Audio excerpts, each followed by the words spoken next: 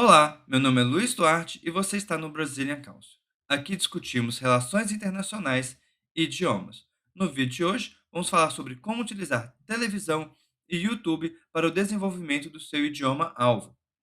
Quando eu me refiro aqui à televisão, eu estou me referindo ao telejornal, às notícias. Nós vamos falar aqui dos prós e contras dessas atividades. Né? O grande lado positivo é que você vai desenvolver muito o seu listening, sobretudo no seu entendimento da pronúncia de um nativo. Esse nativo pode ser um canadense, um americano de diferentes partes dos Estados Unidos, um britânico, um australiano, ou até de outros países também.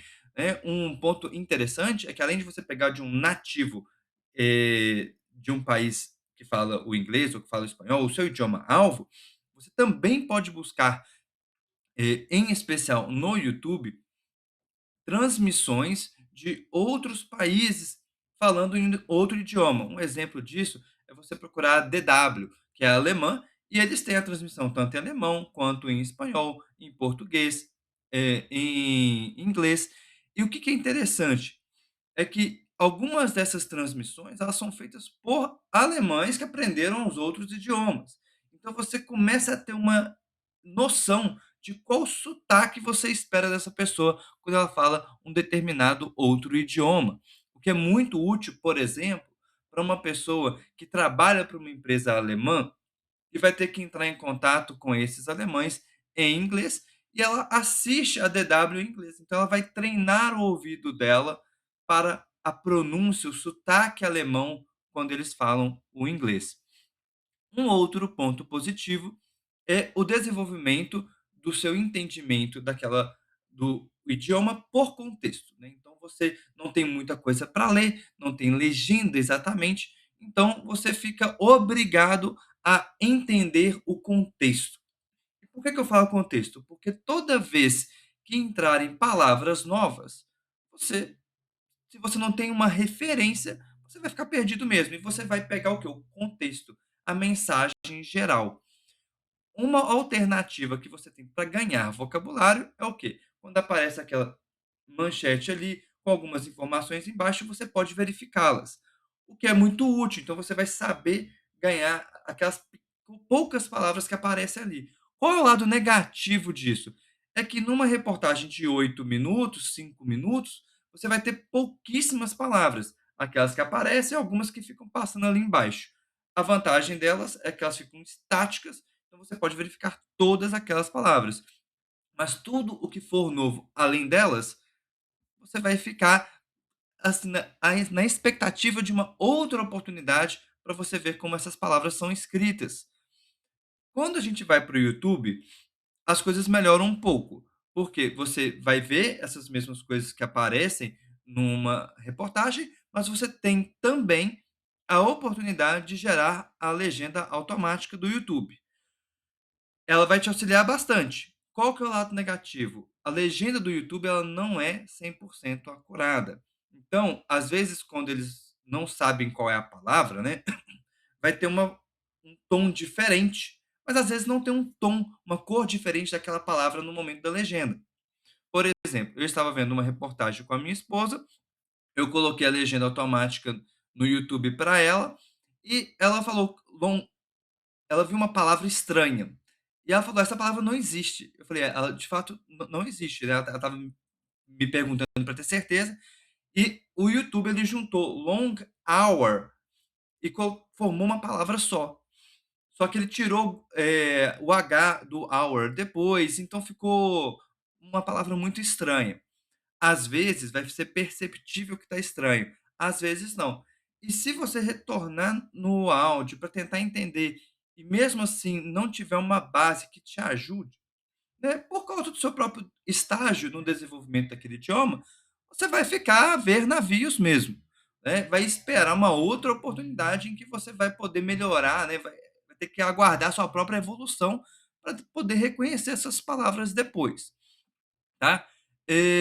Então nós temos aqui a nossa melhora do listening de um nativo falando, temos a oportunidade de melhorar o nosso entendimento de estrangeiros que aprenderam aquele idioma alvo e que por algum motivo nós esperamos encontrar com essas pessoas, ou a trabalho, ou a turismo, né, por exemplo, você vai na Europa visitar diferentes países, você vai se comunicar em inglês com essas pessoas, ou vai se comunicar em espanhol com essas pessoas, e você vai ter uma expectativa de como é o sotaque delas. Um ganho de vocabulário pontual, né, aquelas poucas palavras que aparecem escritas ali. Qual é o ponto negativo? Você não consegue ver todas as palavras.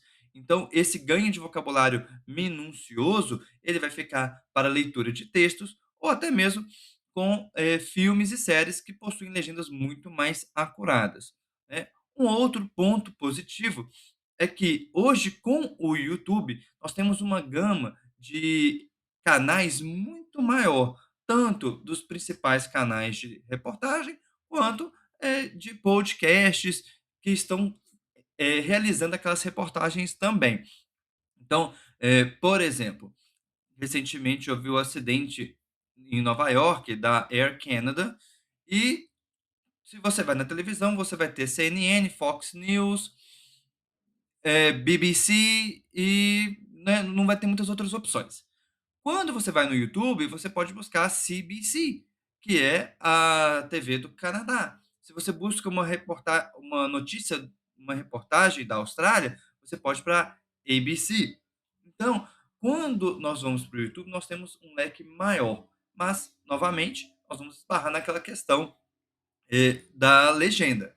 Mas o ganho de vocabulário específico, é uma pessoa que está querendo viajar para um determinado local, hoje com o YouTube, você tem a oportunidade de acompanhar as notícias, se acostumar com aquele sotaque e também ganhar vocabulários pontuais. Então, sempre que tem a oportunidade, busque essas alternativas, mas saiba que tem esses prós e esses contras. E como que você preenche os contras, né, os pontos falhos? Com outras atividades, com reading, né, com a leitura e com outras diversas atividades que a gente pode complementar ali, até mesmo pela TV, igual eu falei, via, séries e filmes também. Então, faça bom uso.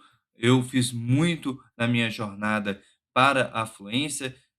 Na minha época não tinha os streamings, né, eram os DVDs no máximo.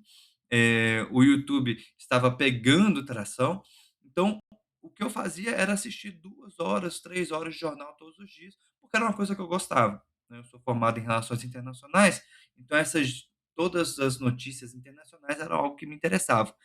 E um outro ponto é que como as reportagens, elas vão durar em torno de meia hora, se você assiste 1, 2, 3 horas, você vê as reportagens repetindo. Então, você tem segundas, terceiras, quartas chances, para, revisitar aquele tipo de vocabulário e se, eh preparar, melhorar o seu ouvido, né. No YouTube, isso é ainda melhor, né, você realmente pode voltar nas partes em que você teve maior dúvida e desenvolver a sua audição da melhor forma. Faça bom uso desses instrumentos.